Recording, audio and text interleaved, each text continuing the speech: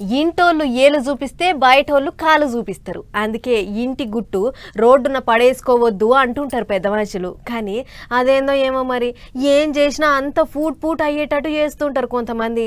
నెరిగి నడుమ లీడర్ సాబుల పంచాదులు చేయబట్టి పార్టీలకు పెద్ద పార్శాన్ వచ్చి పడుతుంది. ఇక చూడరాదుర్రి, షేయ్ పార్టీలో ఓ పంచాది ఒడిసింది అని అనుకునే లోపు ఇంకో పంచాది శురువైంది.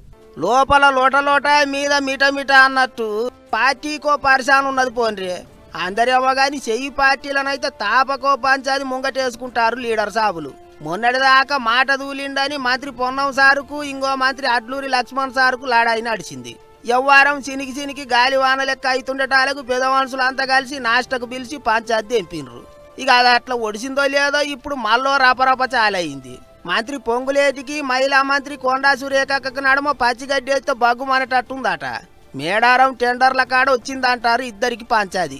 70 కోట్లు విలువ చేసే టెండర్ను తన వాళ్ళకే ఇప్పించుకుందామని చూస్తుండట మంత్రి సారు. ఆగాయ్ దేవుని గుళ్ళ మంత్రిని నేనైతే మీదేంది పెత్తనం, గుళ్ళకాడ ఎవరితోని పనులు చేపియాలను నాకు తెలియదా అన్నట్టు గరం అవుతున్నదట సురేఖక్క. ఇప్పటికే ఓసారి సురేఖక్క ఇంటి ఆయన కొండా మురళి మంత్రి పొంగులేటి మీద పెద్ద మనుషులకు షికాయతు కూడా చేసిండ అంటుర్రు. ఇక ఇప్పుడు మళ్ళోసారి సురేఖక్క కూడా సీఎం రేవంత్ సార్కు పెద్ద మనుషులకు ఫిర్యాదయిందట. మరి ఇక పంచాయతీ ఎక్కడ దాకా పోతుందో ఏమో చూసుకుంటూ పోవాలి.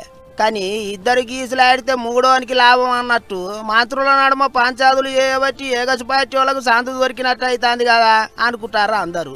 మరి ఇక ఇప్పుడు ఇద్దరు మంత్రుల నడుమ కిరికిరిని ఎట్ట చల్లగా చేస్తారో ఏమో చూసుకుంటూ పోవాలి.